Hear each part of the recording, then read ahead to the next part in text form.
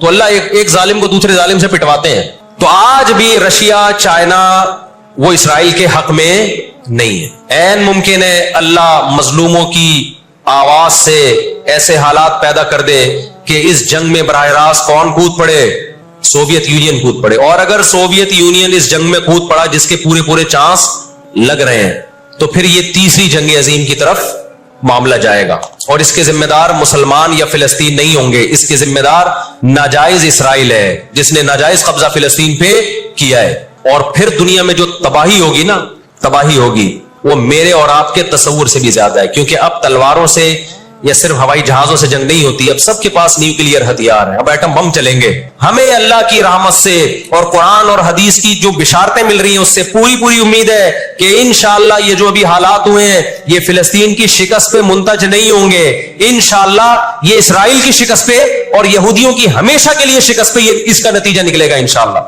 اور نبی صلی اللہ علیہ وسلم کی وہ حدیث پوری ہوگی کہ تمہاری جو بڑی جنگ ہوگی، نبی نے کیا فرمایا؟ اس امت کی ایک جماعت ہمیشہ جہاد کرتی رہے گی. لا یزال طائفۃ من امتی ظاہرین علی الحق. ہر دور میں لڑائی ہوئی ہے، جہاد ہوا ہے. آپ اس ہسٹری اٹھا کے دیکھ، کہیں نہ کہیں جہاد ہمیشہ ہوتا رہا ہے. تو آج بھی ایسا ہوگا.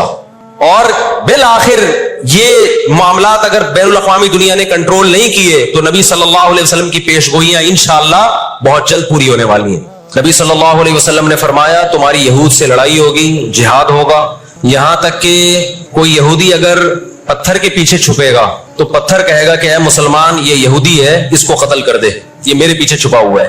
ہر درخت بھی گواہی دے گا، ہر پتھر بھی گواہی دے گا، الا الغرقد، سوائے غرقد درخت کے. یہودیوں کو کوئی مقدس درخت ہے جو اسرائیل میں بہت زیادہ لگاتے بھی ہیں یہ لوگ. نبی صلی اللہ علیہ وسلم نے جب یہ بات ارشاد فرمائی تو اس وقت مسلمانوں کی یہودیوں سے ایسی کسی لڑائی کا تصور بھی نہیں تھا. ایک پیش گوئی تھی جو کسی کے خواب و خیال میں بھی نہیں تھا کہ صدیوں بعد جا کے ایسا ہو سکتا ہے. اس سے بھی پتہ چلتا ہے کہ ہمارے نبی صلی اللہ علیہ وسلم کی جو پیش گوئیاں ہیں وہ اگر وہ پوری نہیں ہوئی تو آپ ٹائم کا انتظار کریں، ایک وقت پوری ہو جائیں گی. 1300 سال تک مسلمانوں کو اس حدیث کا مطلب سمجھ میں نہیں آیا. عملی دنیا میں ایمان تو تھا سب کا کہ اللہ کے نبی نے جو فرمایا برحق ہے، کیونکہ یہودیوں سے میں نے بتایا نا لڑائی ہوئی نہیں ہے. مدینہ سے اور جزیرہ عرب سے ان کو نکالا گیا، یہ دنیا کے مختلف ملکوں میں جا کے آباد ہو گئے ہیں. اس کے بعد یہ ہمیشہ یا تو عیسائیوں کے زیر سایہ رہے ہیں یا مسلمانوں کے زیر سایہ رہے. ان کی لڑائی اگر ہوئی عیسائیوں سے ہوئی ہے، مسلمانوں سے ان کا کبھی ٹاکرا نہیں ہوا. لیکن پیغمبر صلی اللہ علیہ وسلم نے کیا فرمایا صحابہ سے؟ تقاتلون، تم لڑو گے. تم سے مراد یہ امت لڑے گی. ایک وقت آنے والا ہے اور ایسی لڑائی ہوگی، ایسی لڑائی ہوگی کہ حتی یختبی احدکم وراء الحجر، کہ پتھر اور درخت بھی یہودی کا ساتھ دینا چھوڑ دیں گے. آج دنیا جن حالات کی طرف جا رہی ہے نا، یہ ایسا لگتا ہے کہ اس حدیث کے پورا ہونے کا ٹائم آ گیا ہے. ہم جب قرآن مجید پڑھتے تھے، اب بھی پڑھتے ہیں، لیکن جب طالب علمی کے دور میں جب سمجھ کے پڑھنا سیکھا ہم نے تو ہم جگہ جگہ قرآن میں دیکھتے تھے ضربت علیہم الذلہ، اللہ نے ان پر ذلت کو مسلط کر دیا ہے. میں بار بار کہوں یہودیوں سے ہماری مراد علی الاطلاق سارے یہودی نہیں ہے، کیونکہ میرے بیان کو لوگ شارٹ کاٹ کے شارٹ کلپ بنا کے غلط چلاتے ہیں. تو بار بار میں کہتا ہوں میرا کلپ ادھورا چلاتے ہیں نا تو کوئی یہودیوں کے خلاف نہ چلائے. سارے یہودی ایک جیسے نہیں ہیں. ہم اسرائیل کے اگینسٹ ہیں تو ہماری جو لڑائی ہوگی اسرائیل سے ہوگی.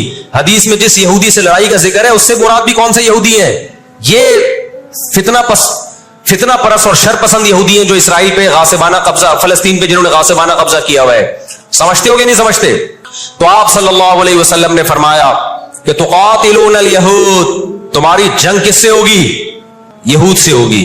دجال کس کا سپورٹر ہوگا؟ بولتے کیوں نہیں؟ ابھی تو دجال آیا نہیں ہے اور آپ نے بولنا چھوڑ دیا ہے. جب آئے گا تو پھر تو اچھوں کی بولتی بند ہو جائے گی. کس کا سپورٹر ہوگا وہ؟ ہاں میں عرض کر رہا تھا کہ ہم جب قرآن پڑھتے تھے ضربت علیہم الذلہ، قرآن کہتے ہیں ہم نے ذلت ان کے اوپر دے ماری ہے ان فسادوں کی وجہ سے جو یہ کرتے رہے ہیں دنیا میں، ان فسادات کی وجہ سے. ہم جب پڑھتے تھے ہم کہتے تھے اے اللہ آج تو یہودی ذلیل نہیں ہے. اسرائیل کتنا پاورفل ہے کہ گچی کس کی پکڑی ہوئی ہے اس نے؟ امریکہ کی. ہندوستان کو گچی سے پکڑا ہوا ہے. تو آج تو بڑی عزت ہے. میں نے اپنے استاد سے یہ سوال پوچھا، انہوں نے بڑا معقول جواب دیا اور یہ تفسیر کی کتابوں میں بھی لکھا ہے. دیکھیں آپ یہودیوں کی ہسٹری اٹھا کے دیکھیں نا، ہمیشہ کوئی نہ کوئی ایسا ان پر مسلط ہوا ہے جنہوں نے ان کی شرارتوں کا مزہ ان کو دنیا میں چکھایا ہے. قرآن سے بھی یہ بات ثابت ہے. کہ ان کو ان کی شرارتوں کا مزہ عذاب جو ہے وہ دنیا میں ملتا رہے گا. میں بار بار کہتا ہوں ہٹلر نے بھی ان کو عذاب دیا ہے. ہٹلر سے پہلے بھی اسلامی نہیں بلکہ دنیا کی تاریخ میں بہت سے ہٹلر گزر چکے ہیں جنہوں نے ان کی شرارتوں کے ان کو دنیا میں سزا دی ہے. ہم پھر بھی بتائیں ہم ہٹلر کے حامی نہیں ہیں جو ظلم اس نے کیا, لیکن وہ بھی ان کی شرارتوں سے بیزار تھا. قرآن کہہ رہے ہم نے ان پر ذلت کو دے مارا ہے. دنیا میں بہت دفعہ رسوا ہوئے یہ. اب کیا ہے, یہ آخری ذلت ہے یہودیوں کی جو اب کس کے ہاتھوں ہونے والی ہے؟ فلسطینیوں کے ہاتھوں.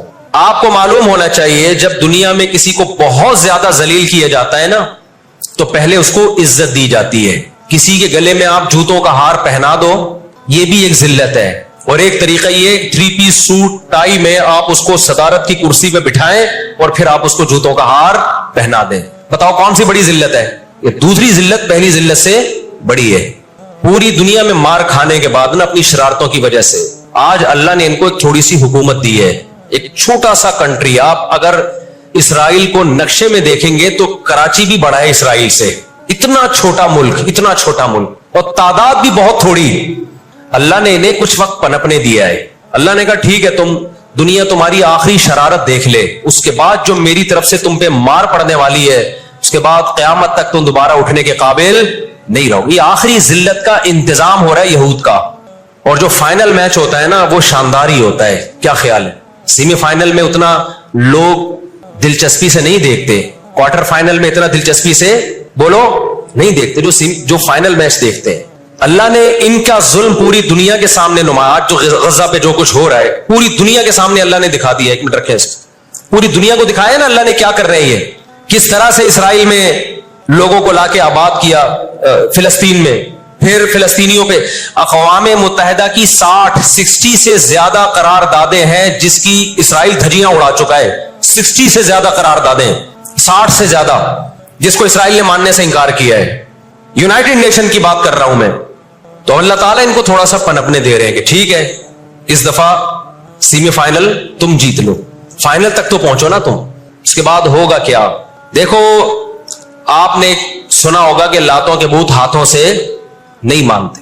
یہ جو اسرائیل جو کچھ کر رہا ہے نا اس کا اصل حل مجھے بھی پتا ہے مظاہروں میں نہیں ہے. اس کا اصل حل ہے جہاد. اس کا اصل حل کیا ہے؟ جہاد, جو کہ فلسطینی کر رہے ہیں. میں نے جب لوگوں کو یہ کہا نا کہ اپنے ملک میں پرامن مظاہرے کرو, لوگوں نے کہا لو پرامن مظاہروں میں لگا کے لوگوں کی صلاحیتیں خراب کر رہے ہیں. ہم آپ کو جہاد سے نہیں روکتے, لیکن آپ جہاد اپنے ملک میں کرو گے توڑ پھوڑ کر کے, یا جہاں یہودی ظلم کر رہے ہیں وہاں لڑائی کرو گے آپ.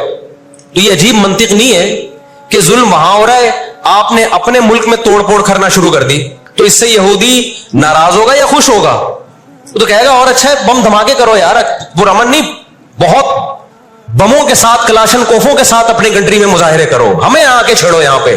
ہم جہاد کے منکر نہیں ہیں, آپ سے زیادہ الحمدللہ جہاد کو مانتے ہیں. لیکن آپ اگر یو کے میں, کینیڈا میں, پاکستان میں, سعودی عرب میں توڑ پھوڑ والے مظاہرے شروع کر دو گے, چاہے غیر مسلم کنٹریز میں بھی, خدا کی قسم اس سے اسرائیل کو جو بھی نہیں رہیں گی.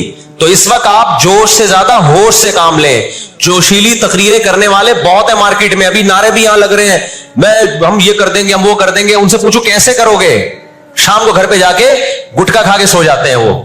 جوشیلی تقریریں کرنے والے, میں مانتا ہوں جہاد ہی ہوگا, لیکن ہوگا کس سرزمین پہ؟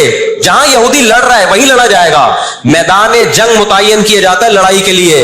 یہ نہیں ہوتا کہ آپ میدان جنگ میں نہیں جا سکتے تو جو میدان جنگ نہیں ہے اس کو میدان جنگ بنا دو. ایسا دنیا میں کبھی بھی نہیں ہوتا. یہ تو وہ جون پور کے قاضی والا قصہ ہو جائے گا کہ وہ سولی پہ لٹکایا ایک شخص کو, اس کی گردن موٹی تھی, وہ پھندے میں آ نہیں رہی تھی. انہوں نے کہا اس کی گردن چونکہ پھندے میں آ نہیں رہی ہے تو اس کی چونکہ آ رہی ہے اس کو لٹکا دو آپ. وہ کہے گا میری آ رہی ہے لیکن میرا قصور کیا ہے؟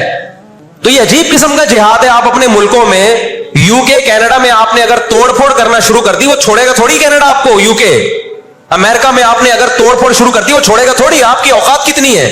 لڑائی کے لیے سب سے پہلے میدان جنگ کا تعین ضروری ہے کہ لڑائی ان کی مرضی سے نہیں ہوگی. کہاں کہ وہ جہاں چاہ رہے ہیں, لڑائی ہماری مرضی سے ہوگی. ہم جہاں کہیں گے وہاں لڑائی ہوگی. میں سمجھا پا رہا ہوں اپنی بات؟ تو علاج, بہت سے لوگوں نے جہاد کا انکار کر دیا, یہ بھی غلو ہے. اور بہت سے لوگوں نے ہر جگہ کو میدان جنگ بنانے کے چکر میں, یہ ایک طرف کی انتہا ہے. آج دنیا نے ان کو نہتا چھوڑ دیا ہے فلسطینیوں کو, لیکن وہ ڈٹے ہوئے ہیں. آپ ان کی مدد کر سکتے ہو,